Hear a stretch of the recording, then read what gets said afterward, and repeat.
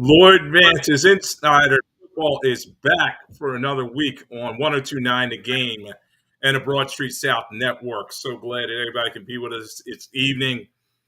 All the drama is still around the National Football League. It's crazy. Week 14, these weeks are flying by. And in order to talk about it, I can't just do this myself. So I went, I wouldn't say I went to double A or triple A, but I went back to one of my old Hall of Famers, a guy that I used to work with on WPN Sports Chatter, where your opinion matters. RIP Gene Giello, who was our buddy that we used to work together with. And so glad to have Kevin Midgette join me. Kevin's going to be joining me from now on till the end of the season. And Kevin, welcome to the show. How you doing, man? Lloyd, welcome back to me. Thank you for getting me back out here just so I can calm down the people lining up at the Ben Franklin Bridge right now. Yeah, crazy week around the National Football League. And obviously, Kevin and I are both in the Mid-Atlantic area, close to Philadelphia, and lots of Philadelphia fans and friends and family. I'm sure both of us have heard from. And I'm always accused of being an Eagles hater. I'm an analyst. I'm a realist. I can't get the green pom-poms out every week. And tough game, and we'll go over that in a second. But, it's Monday night, Kevin, and typically before the games kick off, I like to give my quick picks and kind of go over everything. Tonight, you got a doubleheader. I'm so tired of these doubleheaders, by the way. Why does the NFL, they have to squeeze every dime out of the American public? All right, but we got two games. You have Miami and Tennessee, and then you have the Giants hosting the Green Bay Packers. So give me your thoughts on them, and then I'll jump in. First of all, I'd like to thank the good people at FanDuel, DraftKings, and whatever .com sites come up lately, because that's how come they cram every game they possibly can on TV. Get more of those gambling dollars. For a league and everyone who's against gambling, there's a sure lot of commercials about it. Yeah, you remember back in the day, deals. all our buddies had bookies back in the day. Nobody used to talk about gambling, but now it's all out in the public, and they're wetting their beak on that now too. And I love these. I don't want to say they're bad games. They're bad games. They always put these games that no one else would ever watch. But no, let's put it on a Thursday. Let's put it on Monday. Let's put two garbage games on a Monday. Yeah, let's get people watching there. And they're actually brilliant for thinking that. They are, and it's fantasy football. It's gambling. It's all tied in there. In the NFL, I remember when it's a dirty little secret. Don't talk about gambling. I used to, when I was in the locker rooms, they had the big sign talking about don't be involved in all this, and now it's just so prevalent, and everybody is betting on football. It's almost like fantasy football. You have your old aunt. She's got a FanDuel account, and then the kid at the grocery store. Hopefully, he's 21. And he has an account too. But tonight, when I look at these games, Tennessee, they're in trouble. Will Levis is turning the football over. Derrick Henry is running the ball. We'll see if he's playing tonight. He had a concussion last week, but this is a very bad matchup. And they're going against the Miami Dolphins. Obviously, the Dolphins have fattened up on all the cupcakes that I talked about. Anytime they play a bad team, they're running the score up. And Tariq is looking to break Megatron's record of 1964 yards in a season. That's look like it's going to come to fruition. But I expect the Dolphins to win big in this one. And then in the other game, I expect a lot closer one. It's going to be interesting because Tommy DeVito, put him in the trunk. Tommy DeVito is going against the Packers. So what do you think about these two games? The first game with Miami, it's one of those. The one guy I feel bad for is Derrick Henry. Besides that one little run where they had to the conference championship, he will have spent basically the best part of his career in Tennessee with a team that never really had a quarterback. You got some retread years out of Tannehill, and that was it. They can't draft a quarterback to save their lives. So Miami should run away with that one. With the Green Bay and the Giants game, I think I agree with you on that part where I think it'll be a closer game. I want to see what Jordan Love has to offer this last month. He's starting to hang some points a little bit. And once again, it's like, who are you playing? Christian Watson's out for this game as well for Green Bay.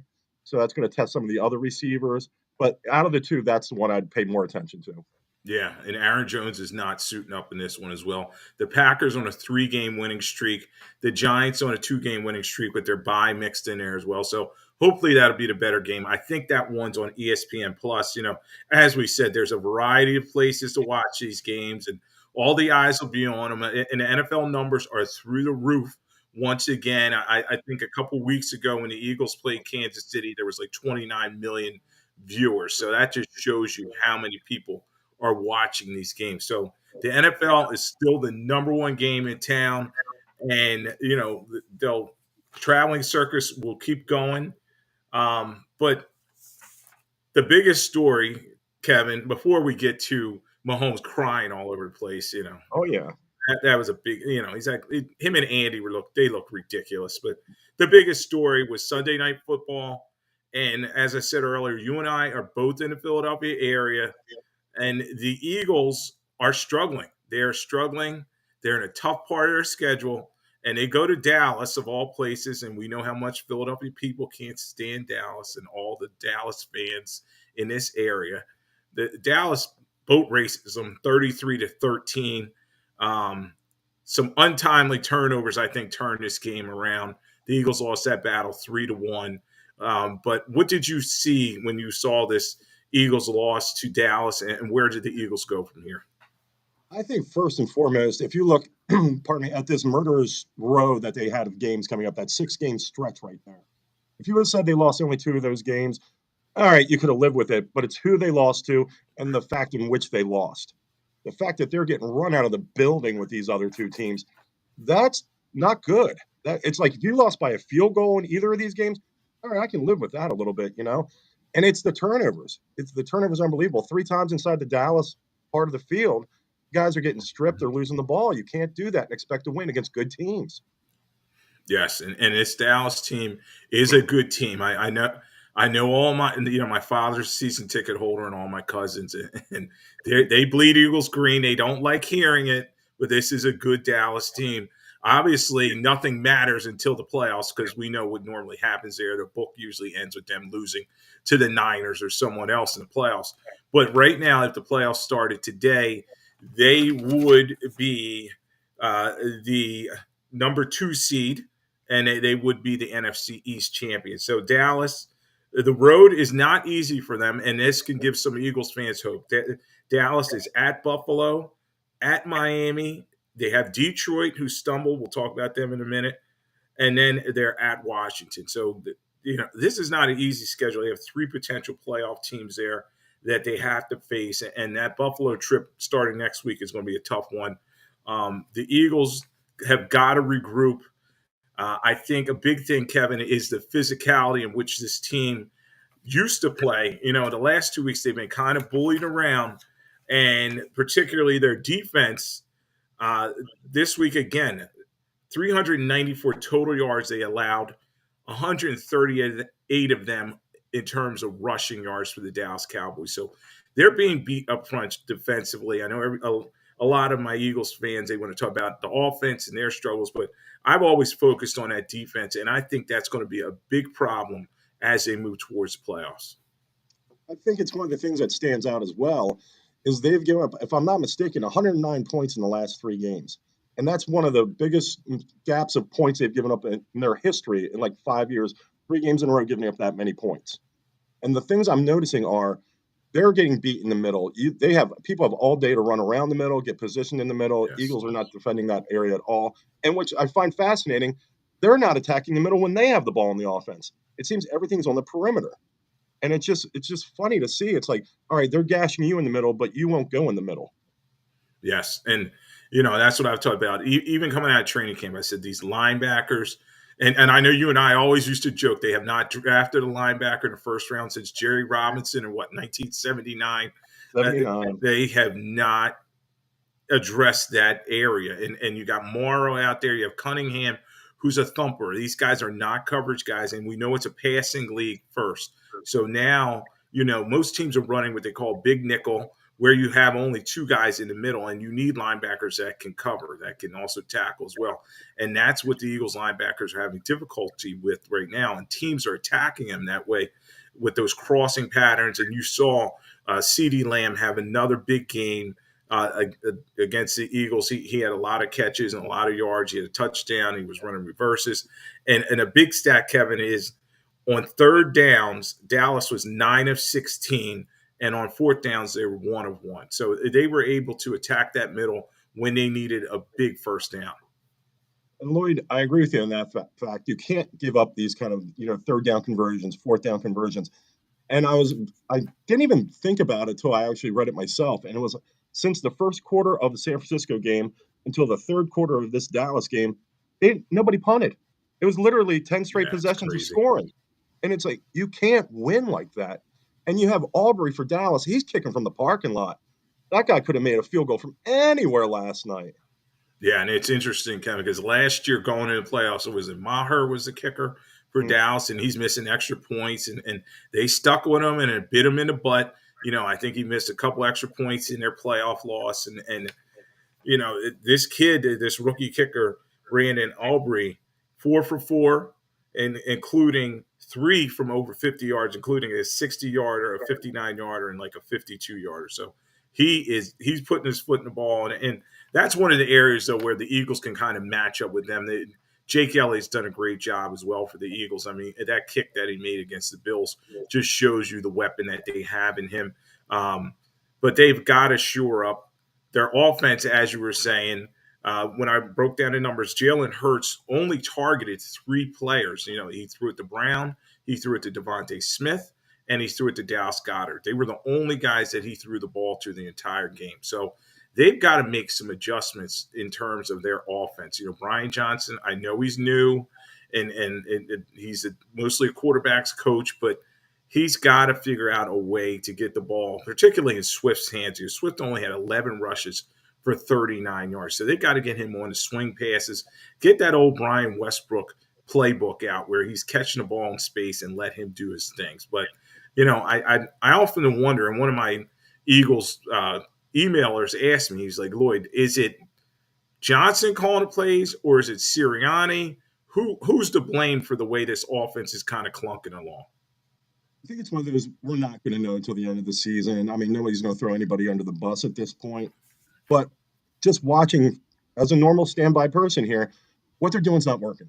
It's not working. You have to change it. And that used to be the biggest thing about Andy. He wouldn't make adjustments. He wouldn't do this once a game started.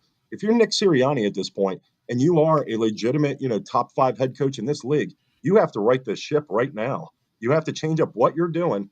You need to run the ball. I know there's people standing outside the Nova Care Center with signs and everything else, but it's like, I'm not saying listen to them, but there's something to it. You have to mix this up. Even Dallas Goedert wasn't really getting the ball targeted that much. Mind you, he had to stay in and block a lot more. But the ball's going to AJ or Devontae. It's easy to play defense against them. And Stephon Gilmore, he looked like he was a prime rookie again last night. He was bumping himself all over the field. Yeah.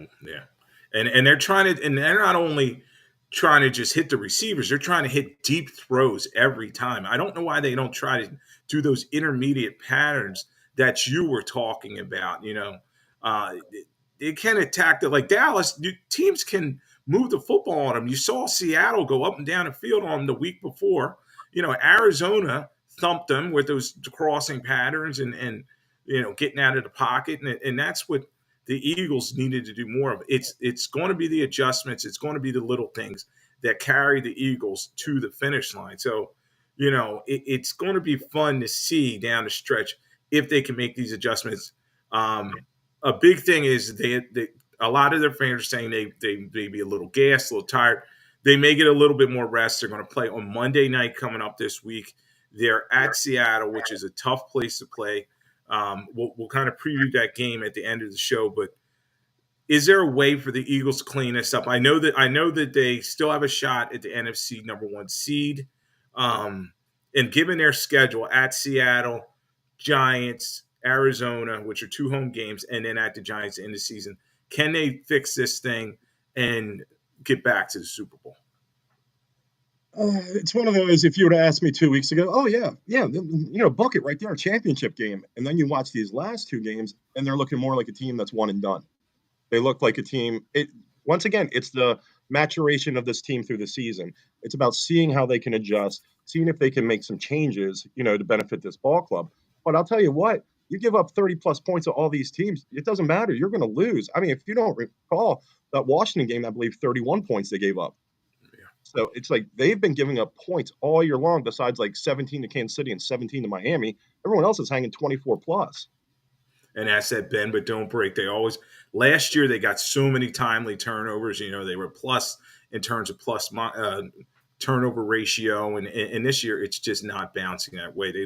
They're one of the bottom teams in terms of takeaways, so they're not getting those takeaways. And you look at Slay and Bradbury, and I know everybody's going to talk about Avonte Maddox is not there, which was kind of a loss for them.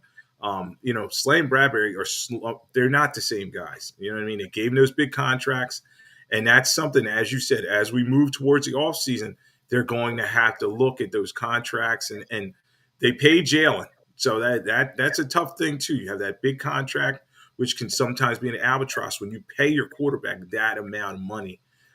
It's tough to fix other areas. So you have to draft well. Now, they did a good job with Jalen Carter. I think they had a miss when the Kobe Dean. They trusted him, and I just think he's not the same guy he was at Georgia. He was kind of injured coming to the league, and they have to figure out a way to either replace him or kind of move him around a formation. Well, you see a lot of times too, and it doesn't mean that certain players aren't good players when they're healthy, but they have that Mr. Glass stigma to them. They can't stay on the field that long. And once again, what's best ability, availability? If you can't get on the field, there's nothing we can do with this. It's like the one, who was it? Sidney Jones. He was the one I always thought. Coming out of college. Oh, he's a steal. Oh, he's coming off an injury. Yeah, and the guy couldn't stay healthy. That's all it is. Yeah, it was Achilles, and right before the combine, and the Eagles got him in, and he just, you have to have that explosiveness at that cornerback position, and it's just tough to come back from an injury. I think he's still bouncing around the league, but I hear what you're saying in terms of injuries, because a lot of people are saying the same thing now about Blankenship. Blankenship is a guy, he's a pretty good tackler. Someone has some coverage lapses, but you saw last night when he wasn't in the game, he gets hurt quite often. Last night was a head injury, and they need to stay healthy. So, for the most part, that defense has most of their guys, and we'll see how the Eagles are going to bounce back from here. They did have 3 sacks of Dak Prescott, and you have Hassan Reddick out there, and he had 2 sacks in the game. He's a difference maker. But how about Josh Sweat? He didn't hear his name called at all the entire game. I didn't know if it was Teron Smith and the rest of those guys, but what do you think in terms of Sweat? I think Sweat is one of those guys. You'll see him for 2 or 3 games, then you won't see him again for another game or 2. He's one of those guys. He disappears real quick. And how about, I'll tell you what, kudos to Fletcher Cox, because everyone's saying he's at the end of his rope and everything else, and he is. I mean, he's had a long, illustrious career with this team. Right. He's busting it out there every time he's out there, though. Yeah, he's done a great job. And the thing is, the guy next to him who's supposed to replace him, Jordan Davis, I know he's gotten in better shape, but he's got to do even better. He's looking tired out there. And Jalen Carter is a steal. Had that nice fumble recovery and took it to the house for the Eagles. That was a big game changer. I thought that kind of got them back in the game. But they can't do it all on their own. And also, Brandon Graham is a guy who dials up here and there and has flashes, but at his age and how many years he's played, he just broke the Eagles record for the most games played by an Eagle. Can you count on him as the season? These are the championship rounds, December into January, where these playoff teams are really made. Well, that's a thing too, and these guys do get gassed through the year, especially when they're older. Because what's the biggest knock against Joel Embiid? He's tired by the time the playoffs roll around. You go with the Eagles right now, you got a bunch of older guys. They're going to be tired by the time the playoffs roll around. And there's nothing you can do about that. Father Time, once again, is undefeated. And the thing is, the more you have to use these guys in high-pressure situations, the more tired they're going to be. Yeah, and also, they're the hunted now. Last year, they were out there. They made the NFC Championship game, that schedule that we talked about, and the quarterbacks that they were playing against. They had a nice schedule and they kind of coasted into the playoffs and they were feeling real good. They got the bye. And that's what the Eagles always, their big key is. They like to get that one bye and then only play 2 games at home. And then they have the opportunity for the Super Bowl. So as we look at the playoff picture now, it's not as clear that number 1 seed. You know, when they were 10-1, everybody said, "Oh, the road goes through Philadelphia." If the playoffs started today, San Francisco would be the number 1 seed, Dallas would be number 2, Detroit would be number 3, Tampa Bay, and we'll talk about this. The NFC South is just awful. Somebody's got to win it. I mean, it's ridiculous. Tampa Bay right now is in the league. There are 3 teams tied at 6 and 7. The Eagles would be the 5th seed. Minnesota at 7-6, and then Green Bay, who's about to play, they're 6 and 6. They'd be the 7th seed. So, you know, right now, I think in the NFC, we kind of know who the teams are, but they're kind of jockeying for position. The AFC is a lot more muddled. We'll talk about that in a second, and I think a lot of teams are going to move around and jump around. But in terms of the NFC playoff picture, do you think San Francisco, and I'll run down their remaining schedule, do you think they can hold that number 1 seed? So they're at Arizona, they have Baltimore, they're at Washington, and then they finish with the Rams in their stadium. I think the Eagles can still get the 1 seed. The one team, like that Baltimore game is going to be tough for them. That is definitely going to be tough at Baltimore. And you have that Arizona team. I guarantee you, I don't know which one they're going to do since they have beaten Dallas this year. They're either going to beat Philadelphia or San Francisco. I guarantee you they beat one of those 2 teams. I just hope it's not Philadelphia as my little homer standby here. But they'll be a pain. Yeah, and Kyler Murray, you know, he can make plays and he's running around and you know, James Conner's starting to come along for them. Their defense is another one, though, that you can move the ball up and down on. So no matter what game they're in, it's going to be a track meet type of game. But Arizona, it can be that spoiler out there. I do agree with you. And then that Baltimore game, it is in San Francisco, but Baltimore is playing at a pretty high level. Lamar Jackson looking like his old MVP self. Yesterday, he led his team in rushing and passing as well. So, well, it was one of those things too with the NFC. You wanted to have San Francisco and Dallas play each other before they got to you. You want one of those 2 guys to knock each other out, and then hopefully in a perfect scenario, you just have to beat one of them. Yeah, it's great. You don't want to play both of them, but I would think so. If the Eagles, I think as a 5 seed, they would play Tampa Bay right now. They would go to Tampa. Okay. I think so. So that's a game they played earlier this year, and the Eagles beat them. And Baker Mayfield, they won yesterday in spite of them. It was a good win. It was a tough watch, As a Kevin. Philadelphia fan, I would say nobody's sweating Baker Mayfield. Exactly. So they should win that game. And then, as you said, in the next round, it could be Dallas. It could be San Francisco. But we're looking kind of ahead, and we'll have to see. As you said, the Eagles, their schedule is favorable. They don't play a team that has a winning record. Seattle, Giants, Arizona, Giants. So they just have to stay the course. They got to make these adjustments. Sirianni got to be a coach. I was on another show earlier today, and I was saying that, like, he's got, you know, he's all about the T-shirts and the sayings and the rah-rahness. You know, now it's time to be X's and O's.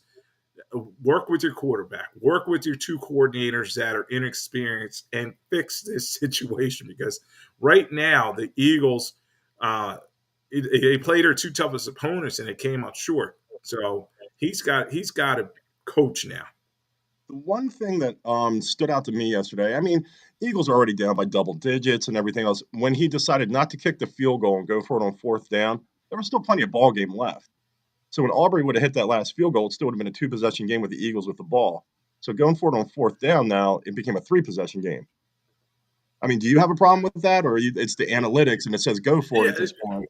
Yeah, you know, and I was talking to the guy around the league, and he said the Eagles are really analytic driven. Like, that department, he didn't want to say they're running things, but they have a lot of say so around the Eagles organization. So, you know, yeah, I do. Sometimes I think they rely on them way too much, and sometimes it's like, okay, you know, this year he seems kind of apprehensive in spots to go for it on 4th down. Other times he's like, go for it, and you're like, ooh. But then the play call, you're like, what is he? What are they doing there? Obviously we know that the brotherly shove, tush push, it is always going to work on fourth and short, third and short, and at the goal line. But some of the situations and some of his decisions are head scratching, and I do kind of agree with you that this analytics plays a lot into what the Eagles are doing. I just think Sirianni at this point, he's in uncharted territory because, like you said, now they're the hunted. Before he could sneak up on people, they could do those kind of things. The rah-rah stuff works then. But now you're facing adversity. Like you've lost a Super Bowl. That was an unbelievable bounce back. I've never seen anyone go 10-1 after losing a Super Bowl. Usually Yeah. that's the meltdown year right there. But coming back and getting hammered for these two games, now it's going to see what you got as a coach. And especially how Desai's calling games right now and Johnson or Sirianni, who's ever calling the other side of the ball, it's time to get together here and figure something out. Yeah, they got to get this game plan together. And then Monday night will be here before you know it. And Seattle's a tough team. I think Geno Smith will be back out there playing. He did not play this week. Drew Lock, if they face him, okay, they should feel pretty good because Drew Lock and their defense is another one. They have Jamal Adams out there who's kind of the linchpin in their defense, and he cannot cover. So the Eagles, if they're smart, they'll get those crossing patterns that we were talking about going, as well as Dallas Goedert, because the middle of the field against Seattle is there for the taking. One thing I have to mention, though, just for the fact, just as a fan standpoint, because the Seattle-Philadelphia game is a flex game. It was originally Right. for Sunday. They moved to Monday. What if you're a fan that booked your airfare, you got your hotel room, you took time off of work? Oh, now we're going to move that to Monday. Thanks, NFL. Thanks a lot. Appreciate it. There it is. And they want that.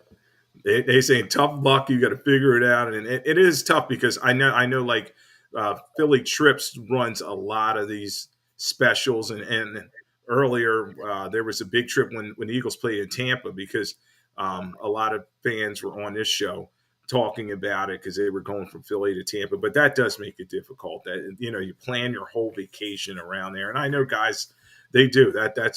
That's their couple times a year. They save their money up and they want to go watch their birds. And the Eagles will take over a place. They didn't do it this week in Dallas, but when they play in SoFi out in California, when they played against the Rams, I had my buddy who was there, lifelong Eagles guy from Philly. He lives out there now, and he sent me videos and everything. He said the whole place, probably about 75% was Eagles fans. So they take it over. Most of the fans, I've been listening to talk radio all day. They're kind of licking their wounds, but they still believe in their team, and there's still a lot of season left. You know what I mean? I talk about this as a weekly soap opera, but a lot of game left, and you never know what could happen out there. I mean, 2017, who would have thought?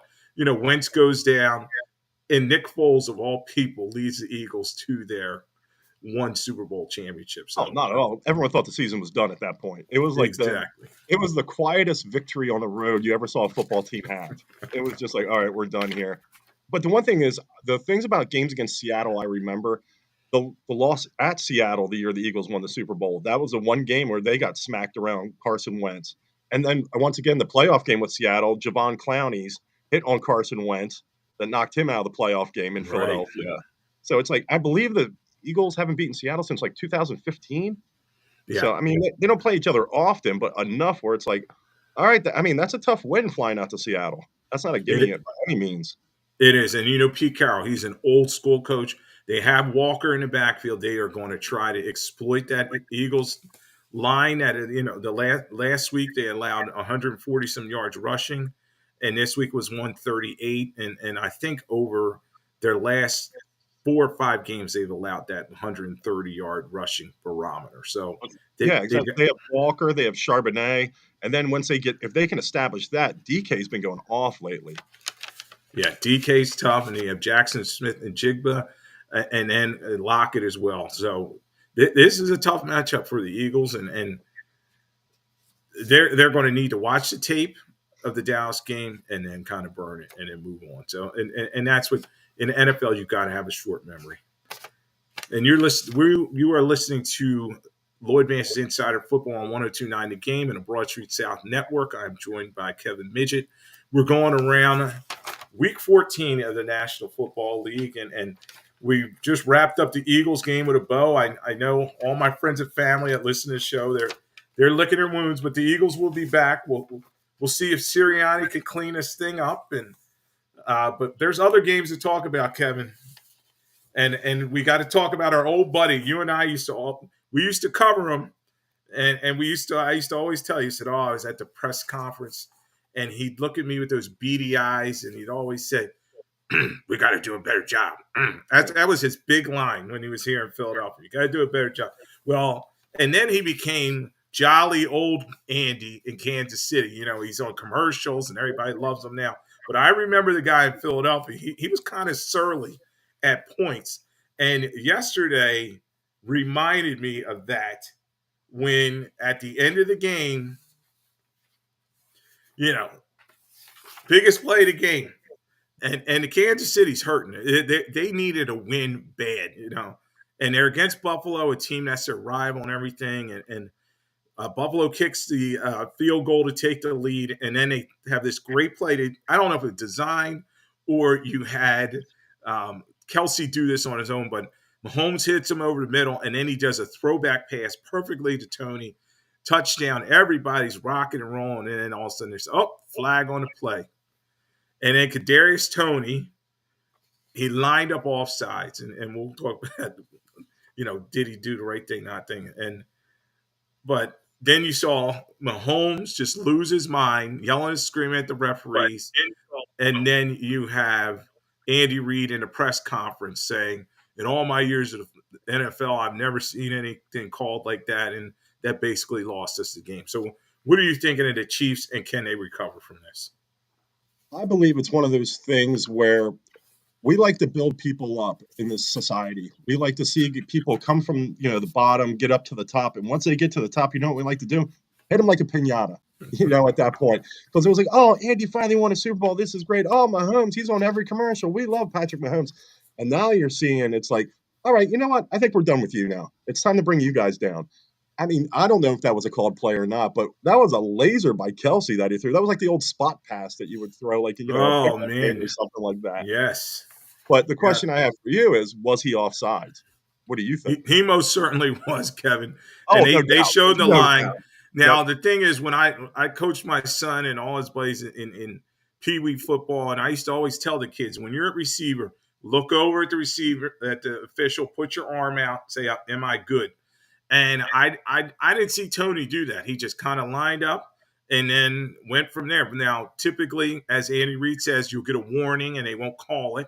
But, to the letter of the law, he was offside and they had to call it. And I do agree with you. Like when a team is rolling and things are going great, all the flags are going their way. Now the Chiefs, they're having some struggle and everybody's kind of getting tired of them, the Taylor Swift thing and Kelsey and they're on prime time all the time and Andy and Patrick Mahomes and all the commercials and even Travis Kelsey, he's on all the commercials and everything. So you're seeing these guys everywhere and there's a lot of fatigue and they still got a chance to right the ship here, but they have only a 1-game lead over Denver at this point in the AFC West. And it's looking like they're not going, I talked about the importance for the Eagles, the road going through their stadium. Kansas City has always lived off of that. And Patrick Mahomes has never really had to play outside of Arrowhead in the playoffs. So, they're at the Patriots. Good luck, Patriots. I think they're going to beat the snot out of them. They have the Las Vegas, who another team that's a winnable game. Cincinnati with Jake Browning, another winnable game. And then they're at the Chargers, who I think will not have their coach at that point in the season. So, the schedule's favorable. But when I look at these Chiefs, their biggest problem, and I think the frustration that you're seeing from Patrick Mahomes is not with the officials, it's with his receivers. Tony has made bad. He had a couple drops in the game. We know about getting the Detroit game. He had his drops there. And then MVS had a big drop against the Eagles. So I think he's getting frustrated by the group around him. And you just saw that boil over at the end of the game. I think it's one of those things also that Patrick Mahomes didn't mind a flag being thrown in the fourth quarter of that Super Bowl, did he? No, that wasn't bad. No. You throw a flag there, but not when it's against me. And you're right entirely. It's pretty much they've been getting by on just B-level wide receivers. To answer this one thing though. Do you think that Kadarius Toney has a little bit of that knucklehead gene? It's like when Oh he's with the yes, Giants, he's unbelievably talented. the Giants totally were like, take him. They Yep, didn't. I was talking to somebody that covered that team up there. They said, take him. I'm not saying this. He has a low football IQ. You know what I mean? Like it's just you see it over and over again where you're like, what are you doing? You know, exactly, and exactly. and Brett Veach, who's their general manager, and Andy Reid, who's the de facto general manager, they did not, much like we talk about the Eagles done themselves a disservice by not fixing their linebacker problem. They have not fixed their receiver problem, particularly ever since Tyreek Hill left. Yeah, they won the Super Bowl without him, but they missed. Like Sky Moore was a high draft pick, and you don't even, you barely see him in a game, and then they're relying on Tony and MVS and some of these other Watson and Rice, and it's right. just like a who's who. Let's throw some guys in here and see if Pat can run around and maybe get him the ball. Yeah, and then their tackles, they did not replace their tackle. They let both their tackles walk. So he is getting pressured, and you can see he's getting frustrated. Um, Rice, we thought was stepping up. Their draft pick. He had 7 catches for 72 yards and a TD, but he had a very bad fumble in that game that kind of turned that game around. So back and forth game. They didn't have Pacheco. I think that also bothered Mahomes as well. And it's a tough loss for them. But you're right. They're the hunted, just like the Eagles. Everybody they're thumping their chest, and everybody says, "Oh, they just figured, oh, he's going to be the MVP once again, Patrick Mahomes." But it's not so easy in the National Football League, and everybody wants to beat you every week. So they're going to have to turn this thing around. Um, like I said, poor Patriots. I think they're going to beat up on them. Now the other side of this game, what did you think of the Buffalo Bills? When I started crunching who's in and out right now, the Bills got a tough road. They're the 11th seed right now. And there's a ton of teams that are 7-6, and they're behind all of them. Can the Bills get back in this thing? Not only will they get back in it, they will make the playoffs. I think that was a signature jump off win that they just had that they needed because they couldn't get past Kansas City. Kansas City was always the one, taking the bread out of their hands. And the fact they got that win against Kansas City, I think is going to go a long way. The one thing I will say is, if you look at the NFC, I think unless you live in Detroit, everyone agrees it's 3 teams: San Francisco, Dallas, and Philadelphia. It's one of those 3 to get in the Super Bowl. You look in the AFC, you could get 5 teams in that mix that have a shot. Yeah, it's crazy. I was looking at it. So the playoffs started today in the AFC. Baltimore would be the 1 seed at 10-3, and they struggled yesterday. They won in overtime on a walk-off punt return, but their games are struggles, and they're not running the football the way they used to. Their defense is, that was always their calling card. Their defense is getting the ball moved on them. Stafford had quite a day against them. He had over 300 yards passing and 3 TD passes. So Baltimore is at Jacksonville, another team we can kind of like, all right, where are they? At San Francisco, they have Miami, and then they finish with Pittsburgh. So they have 4 playoff caliber teams there, and they may actually fall back in the pack, I think, because as I said, if Lamar's off, and he's a little beat up at this point in the season, if he's a little off, and Ronnie Stanley's not out there, and they can't run the football, Baltimore could probably lose those couple games, and then in the 2 seed is Miami.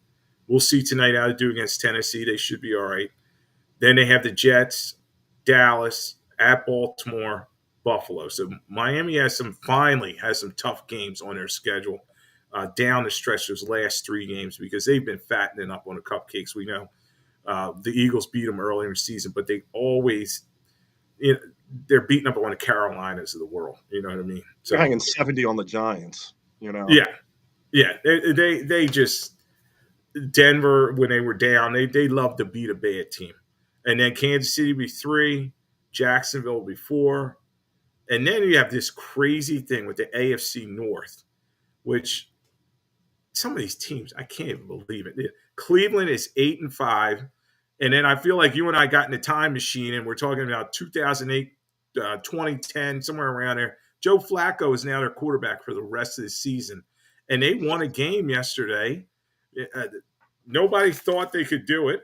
So they're in the 5th seed. Pittsburgh, who I think, Tomlin's doing this with Scotch tape and bubble gum, and now he's got Mitch Trubisky. They're holding on to a 6th seed. I don't think that's going to last for long.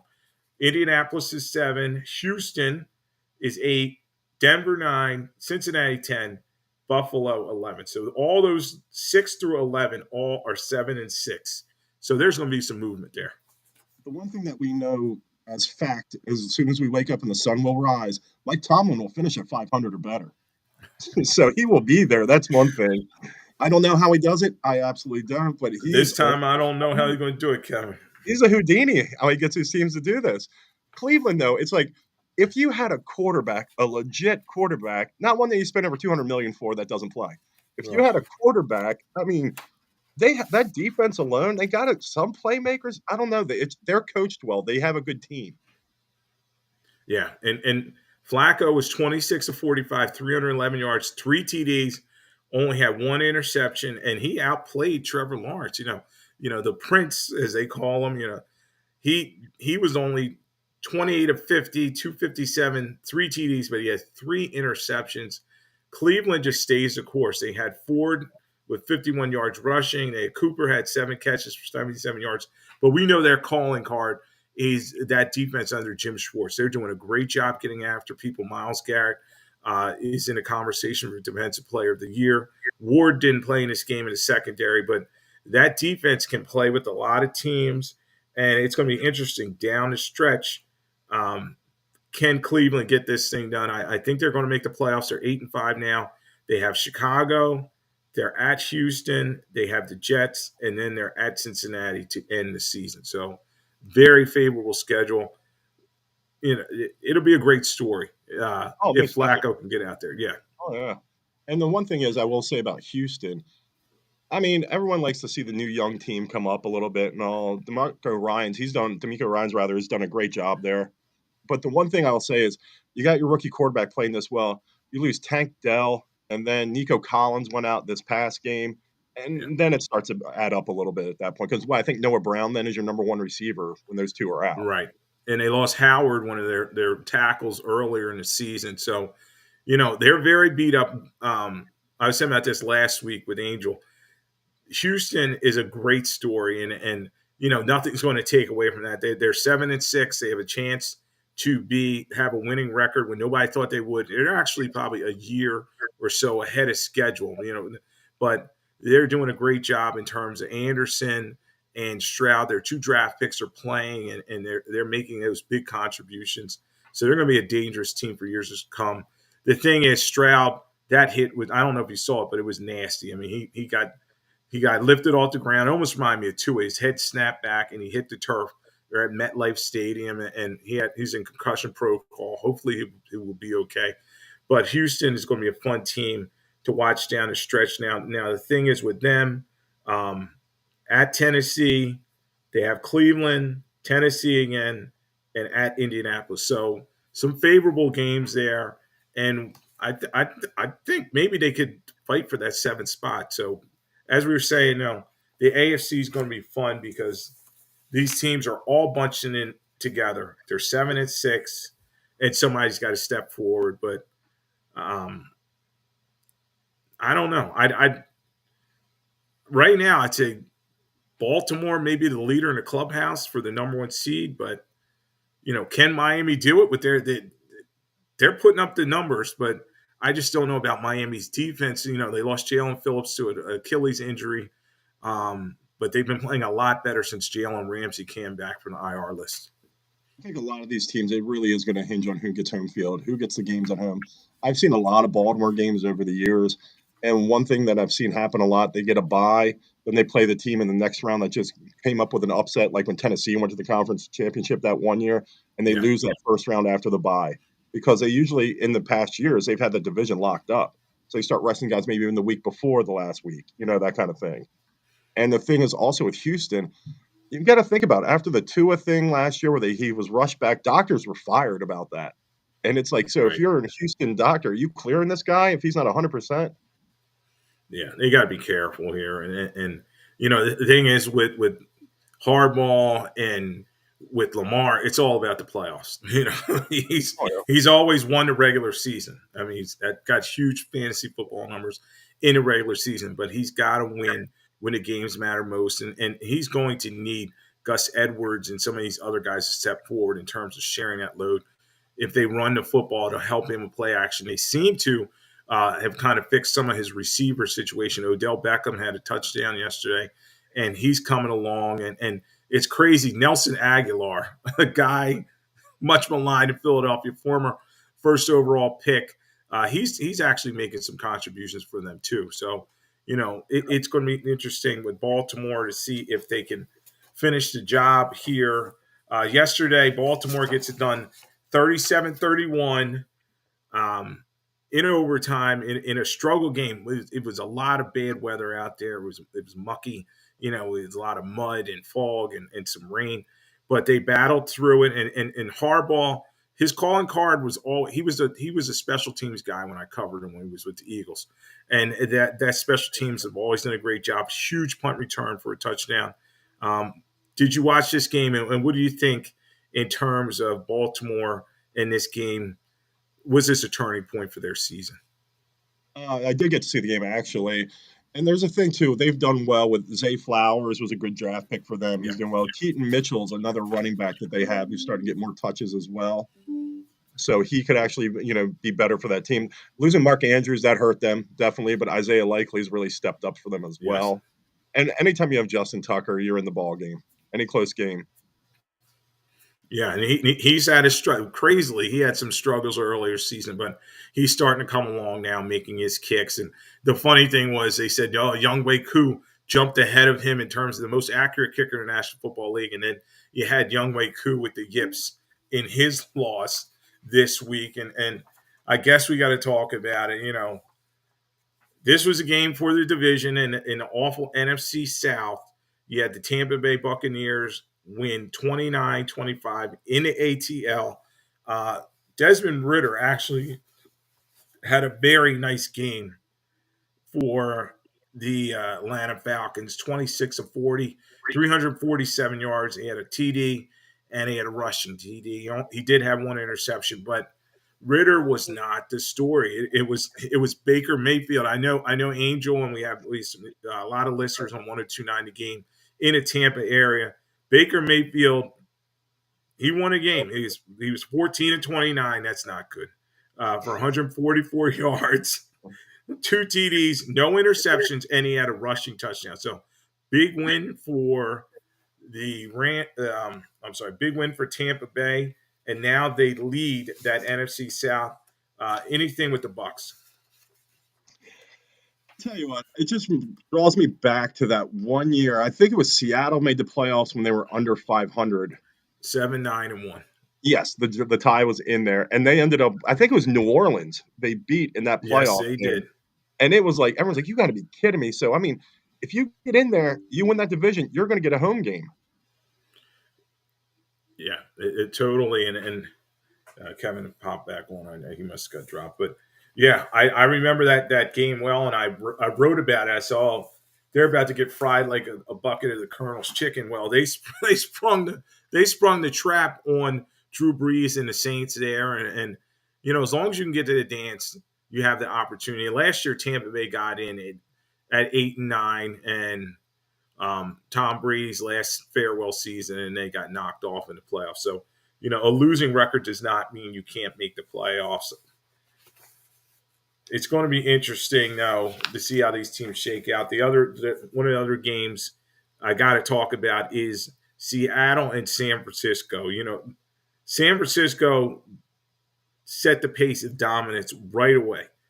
And it was Christian McCaffrey with a 70-some yard run on the first play of the game, and then they never looked back. They move on to beat Seattle 28-16 in this one. Brock Purdy, who I know Kevin and I were just talking about this, Brock Purdy may be the MVP of the league. They usually like to give it to the quarterback from the top seed, and it's a quarterback award.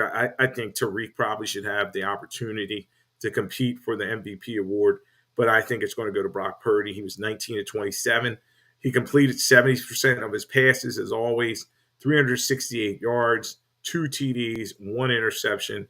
Um, and the Niners are just rolling. McCaffrey only had 16 rushes, but he ran for 145 yards. And then Deebo Samuel is the ultimate Swiss Army knife in the National Football League.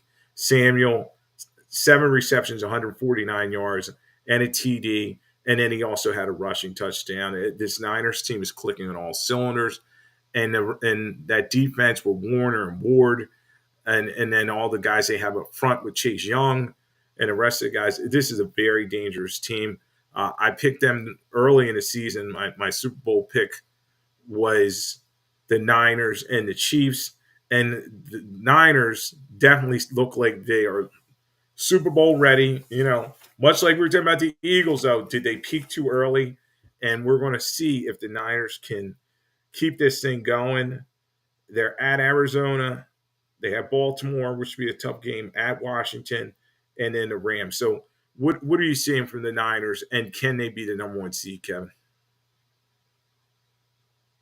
Kevin, can you hear me? All right, Kevin is working through technical difficulties. Yeah, this team, the Niners, is definitely in the mix, and they're ones to watch. And the key thing is they're always running behind that left side of the line. It's Trent Williams, the guard next to him, and Kittle, and they're just dominating up front, blasting holes. And they have one of the NFL's number 1 rushing attacks. Christian McCaffrey leads the NFL in rushing yards, and this team is very dangerous as we move towards the playoffs. Kevin, can you hear me? Angel, you want to pop one? All right, so we'll hopefully yeah,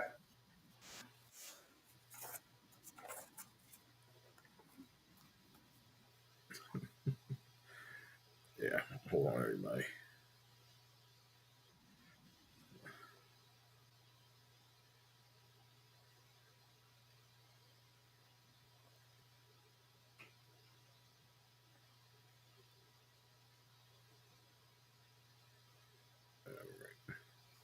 All right, sorry,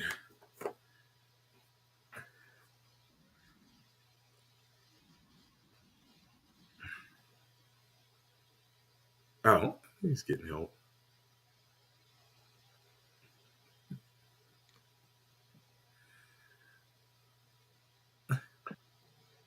Kevin, Yeah. there he is. All right. You got. Sorry about I that. know Some how it is. technical. Nah, it's all good. Trust me. I was Angel. I was telling Kevin my first couple shows with the software and everything. It can be glitchy. That's why I don't have anything open on my laptop or anything when I'm on here. And then I was telling him about one of our guests had the Bluetooth headphones, and they were messing with his refresh rate. So we got Kevin back, everybody. Oh yeah, back guys, back. And Kevin, I was talking about the Niners. They established their dominance yesterday right off the bat. He had Chris McCaffrey has a 70-yard some run, and they punching in. Can the Niners keep up this dominance, which they've been doing? They've been running behind that left side. Uh, McCaffrey is the leading rusher in the National Football League, and it looks like their schedule at Arizona, Baltimore, at Washington, and the Rams is favorable enough. Can they carry this thing to be the number 1 seed? I think. Can they do it? Yes. Will they do it's another thing, but I do believe if the road does go through San Francisco, they'll go to the Super Bowl this year. And the one thing that was brought up before the Eagles week was Brock Purdy. He can't come from behind. He can't come from behind. You don't have to when you're winning. And that's the whole thing. No one's put him in a spot where he's just got to sit back and let her rip. If they get that lead on you, and then it's like they can run the ball and do what they want to do. They can throw their little passes and get Deebo running around. Yeah, and they're playing with a lot of swagger, and Purdy may be, he may be the guy they give the MVP to. To me, I think Tariq should kind of be in a conversation if he breaks Megatron's record, but we know it's a quarterback award. And Purdy yesterday, he was 19 to 27, 70%. He's always right there, 70%. leads the NFL in completion percentage, 368, 2 TDs, had 1 interception. But as you're saying, if everything's on schedule for him, he is so dangerous. And that offensive line is doing a great job with Trent Williams, the best blocker in the league right now. And they are dangerous. So I think the road may go through San Francisco at this point. And the Eagles may be kicking themselves that they lost that lead, but this is a dangerous team in San Francisco. Yeah, most definitely. And what home field does make up a lot of playoff success. So you need some team that's running in there hot. And the thing is, it's okay, like where the Eagles are right now with their little hiccups and everything. The thing is, if they get there that last week or two and they're balling, then you got something going on. It's how you go into the postseason. Yeah. And each week, Kevin, before we preview the other games, I give out my game ball, and I also give out. You used to call it, what is it? What was that? The jackass of the week. You used to give. I call it the Oh lackey, yeah, the Lloyd's lackey. So I give out each of them each week. The game ball I'm going to give to, and you talked about him earlier, with Stephon Gilmore. I mean, he played very well for the Cowboys last night. 9 solo tackles. He had a forced fumble. He had some sticky coverage. Him and A.J. Brown, I thought they were going to fist fight during the game. they're getting it on. Yeah, He was very sticky in the game and did a great job. So Stephon Gilmore from the Cowboys, he got my game ball. And my lackey, unfortunately, I was talking to my son. I was like, maybe I should give it to Kadarius Toney. I gave it to him earlier in the season. I gave it to MVS another week. It's all the same narrative about those receivers not doing a job with the Chiefs. But I ended up giving it to Lions quarterback Jared Goff. Goff has regressed. And you talk about the Lions, they were a team. Everybody said, oh, the road goes through Detroit. And they're a great feel-good story. They're going to make the playoffs, which is great. But Dan Campbell's team is leaking oil. Goff was only 20 of 35 for 57%, 161 yards, 1 TD, 2 interceptions. He was sacked 4 times in a 28-13 road loss to Chicago, a game they had to win. They had to win that game because it was an opportunity with the Eagles kind of stumbling his last couple of weeks to step forward. So Goff gets my lackey of the week. and deservedly so. If you're Detroit and you are this team that wants to be mentioned in the conversation of the San Francisco's, the Dallases, the Philadelphia, you can't sit there and lose to Chicago. You just can't. Yeah, and Justin Fields played a nice game, uh, led his team in rushing and in throwing the football. But if you're an elite team, you have to beat the Bears. I know, and a big thing is it was outside, and Detroit's now a dome team where they want to run up and down the field, but the weather conditions were tough out there, and you could see that it affected Detroit as a team. Amon-Ra St. Brown didn't have his normal high-scoring game. And then defensively, Aaron Glenn's their defensive coordinator. He's got a lot of work to do. That defense, the ball can be moved on them. The Bears were running up and down the field on them, and they didn't have a lot of difficulty. So Detroit, they're another defense.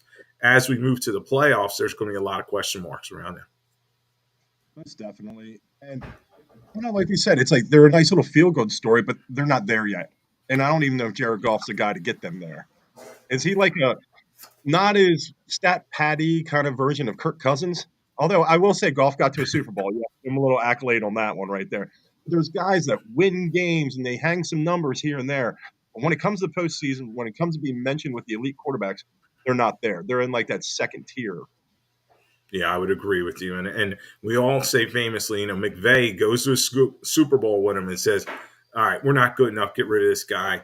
They bring Stafford in, and then they get the job done. So, he's done a good job with the Lions in terms of feel-good story. And, they've done a nice job. Dan Campbell, a lot of fun to watch last year at Hard Knocks and everything. But that team has some work to do. So any other games you want to touch on before we move on to this week's games? I think we hit the highlights on the good ones that really needed to be mentioned. There's some games each week that, really just, what was it, a week ago with the New England Chargers game? There's certain games where it's just like, okay. Everyone gets the gist of it. Yeah. We don't have to go over it. Oh, Kevin, I didn't watch this. I watched enough of it on Red Zone. This was the worst game that I've probably seen in a long time. We had a football game and a soccer match broke out. Okay, Yep. so Yep. the Vikings beat the Raiders 3-0 in Las Vegas. You talk about planning a destination game trip. You know, you go to Vegas, you buy your tickets and everything, and you go out there. It's 0-0 with 3 minutes left in the game. What did you think about that game? I thought so much of it as not even like bat an eyelash at it. I wouldn't even. I like soon once it's like certain games because you're watching like I'm watching Buffalo and Kansas City and everything. I'm watching like the games that you want to see, and it's like you glance at your phone to check the score. It's like should I click on this? Should I check this one out? It's like yeah, you know what? I'm good. I think I'm good on this one. Yeah, you're like looking, and you're like, is that right? They're in a dome, and I know they they have Aiden O'Connell on the one side, and Josh Dobbs was the starting quarterback. I don't know, he gets benched for Mullins in this one, but my goodness, 3-0. That made me think of and you probably remember this too. We're around the same age. The snow game up. It was Miami versus the Patriots, and they had the guy on the work furlough from jail. He Oh brings yeah. the snowplow out, and they illegally cleared a path for him to John Smith to kick the game winner, and Don Shula almost had a coronary on his sideline. So it made me think of that score. Made me think of that game. Yeah, John Smith. That's a good call out by you on that one. Yeah, That but was, that was Shula was livid on that. It's crazy history, and that game was in horrible conditions. This one was in a dome, and that just shows you how bad those two teams are. And Minnesota's another team without Kirk Cousins. They lose Justin Jefferson after like 2 snaps. He gets hit in the chest, and he's done for the day. Um, they're a bad team, the Vikings, and they're probably going to make they may make the playoffs. Right now, they are holding down in that number 6 spot, but it's going to be interesting with the Vikings. They're at Cincinnati, another desperate team. Detroit, I can't wait to see that game. Green Bay, who's kind of making a turnaround, and then at Detroit. So tough end of the season stretch for the Vikings. But if Mullins isn't the answer at quarterback, I think they got some problems because they lose Jefferson, they lost Madison in this game, and then their defense is another one other than Daniel Hunter, who's I think he has 13, 14 sacks. They don't have much on that defense. No, and the one thing is we talk about like franchise quarterbacks. They're not just falling out of trees. I mean, there's a handful of guys, and then you got other guys that are just guys. They're just guys that are filling up. You put a Dobbs in, you put Mullins in. It's the same guy. It's another guy you're It not is. going to win with. They're a stopgap till you get the next guy in there. Cleveland with Flacco at this point, it's like you know what? They probably made the best call, and now you're starting to wonder. It's like why did Carson Wentz sit there so long when these other teams are struggling with quarterbacks? It is, and you got Jake Browning and Levis. I mean, it with all these injuries to the marquee quarterbacks, it's been a tough year for quarterbacks. But we move on. So here on Lloyd Vance's Insider Football on 102.9 The Game in the Broad Street South Network. I'm here with Kevin Midgette. We are going to talk about Week 15. I know it's a little early, and it's funny, Kevin, because last week when I did my show on Monday, I said, the Eagles have a shot. And then by the time I did another show with my buddy Rich Quinones on Back to the Play, I was like, you know what? I think Dallas is going to win this game. So from Monday to Friday, by the time I kind of changed my mind. So I'll put that caveat out there before we pick these games. Um, we will totally skip the Thursday nighters, one of those bad ones that we talked about, Kevin. It's Poor Al Chargers. Michaels and his million Uh, dollars. Yeah. yeah, it's Al's tired and he's getting these bad matchups. It's Chargers Raiders. Nobody cares. Sunday you do have Tampa Bay 6-7. We talked about Baker Mayfield finding a way to beat the Falcons this week. They're at the Green Bay Packers, who've won 3 in a row. They're playing right now. We'll see if they are able to keep that going. When I look at this one, this is an old NFC Central matchup back in the day. They were in the same division, which is crazy. I think that Green Bay will keep this one going as long as they can cover Mike Evans. Mike Evans seems to be the only thing putting in work out there for Tampa Bay, and this should be a close game now. It should be. Neither team is good enough to really blow out the other one. They're the kind of teams that let other teams hang around. So you get to the fourth quarter. Once again, we don't know what Jordan Love's going to do tonight. He could be that guy who gets on a roll and gets his team into the postseason. Yeah, he looked red hot against the Chiefs, and on Thanksgiving he had a huge game as well, throwing the football down the field, and he's been making some big time throws. I'm not saying it's Rodgers esque, but he's definitely not the guy who looks scared out there. So definitely Green Bay, that in Tampa Bay, that should be a good game. Now the New York Jets, they're 5-8. Nobody wants to talk about them other than Rodgers saying he's going to come back, which we all know he's not. Not at all. They are at the Miami Dolphins now. I do got to give a shout out. I know we talked about game ball. Zach Wilson, he came back. They cut Tim Boyle and they gave Zach Wilson his opportunity, and he went out there and threw for 300 yards, 2 TDs, no interceptions. So the Zach Wilson comeback.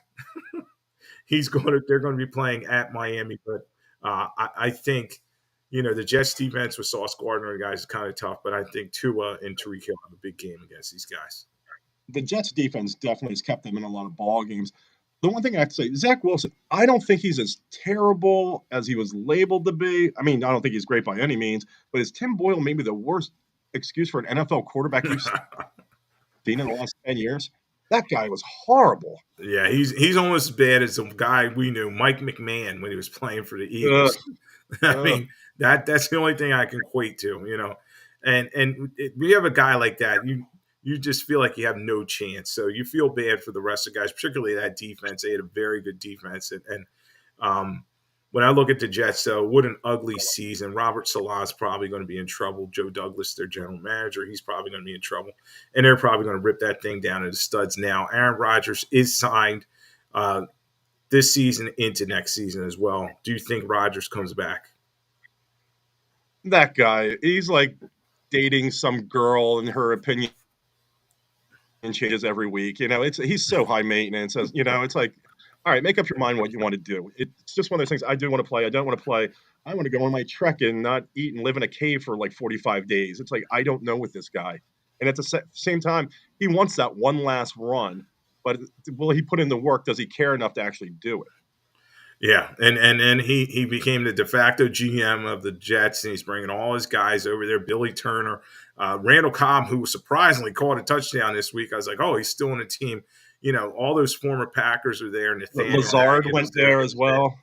Yeah, so it's like you can't get the band back together, Rodgers, and it's going to be interesting to see if he comes back with the Jets. But what an ugly situation with them. A couple more games to look at. The Broncos, who were 7-6, Russell Wilson, a guy who a lot of people thought was done, he's had quite the comeback. They are at Detroit. This is going to be an interesting one because, as we said, Detroit is kind of struggling with turnovers right now, and Denver, their calling card is their defense. The one thing I'm saying, and just for no reason whatsoever, I'm throwing out the fact Denver pulls off the win. Russell Wilson, him and Sierra just had a baby today. Oh, wow. So he's going to come off that new dad high. He's got the new dad high, and they're going to take out Detroit. And Detroit, as you said, they're going to be the ones leaking oil going to the postseason. Yeah, that was a good tidbit there. And then a couple more. Dallas Cowboys 10-3. They're coming off that big effort beating up on the Eagles. We know they're undefeated at home, but they got to go on the road. They got to come out of the Jerry Dome. They got to go to Buffalo, which will probably be cold and rainy, maybe some snow. And this is a very interesting game because it's a classic letdown to me. We talked about Dak as an MVP caliber type of guy, but sometimes he has good Dak at home, and then on the road, he's bad Dak. And I think this may be one of those situations.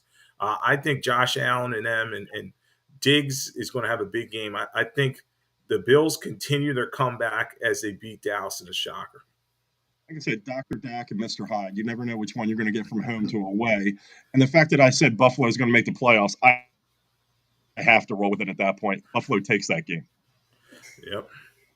One more game before we sign off for the week. This is a big one we talked about earlier. The Philadelphia Eagles, they need a win. They're coming off 2 tough losses in the NFC. This is another NFC battle. They got to go across the country to play Seattle. I think Geno Smith's going to play in this one. And this is the Jalen Hurts game. He has got to step up and make adjustments. He cannot fumble the football. It's a huge opportunity for them. And then Seattle on the other side, they have the weaponry with Walker and Metcalf we talked about earlier to beat up on this evil defense that seems to be allowing 30 points each week. I'm going to say the Eagles get right, though. I think their defense will get some pressure on the quarterback. Don't forget, Jason Peters is playing tackle for Seattle, so their line's very beat up. I think Hassan Reddick has a big game, and they get a couple, just enough turnovers to win this one in a close game. I agree with you. I think Philadelphia does win this game, although I think Seattle has the matchups where, if done properly, they could exploit some of the Eagles' weaknesses on defense. I think the Eagles find a way to get this W. And the one question I really have is, and we won't even know till the end of the season, how hurt is Jalen right now with his knee? Is it affecting him? And how much is it affecting him, if so? Yeah, and I think it is in terms of their play calling. They're not seeing the RPOs and some of the plays that kind of loosen up the defense for him. So I think it's bothering him, but he's a gamer. He's going out there and trying to get it done. And that big offensive line is taking care of him. Only sacked one time yesterday, but a lot of work for the Eagles to do. I know we went heavy in the Eagles, but that's how we roll on my show because I'm in the Philadelphia area and all my friends and family are here, and they got to talk about their Eagles. So another great week on Lloyd Vance's Insider Football. We're so glad that Kevin Midgette was glad to join us. He's going to be with us. Oh, more than glad. Now. This was great. Great. So we're going to have Kevin Midgette with us weekly now, and we're going to hopefully we'll get some more insider guests on. I know I've been kind of lacking on that. It's kind of tough because some of the guys that I want to talk to, they're like, oh, I'm traveling Lloyd on Mondays because they do a lot of game days in other sites, but we'll get some other informative guests on. But we'll continue to roll. We appreciate everybody joining us here on 102.9 The Game and the Broad Street South Network. You've been listening to Lloyd Vance's Insider Football.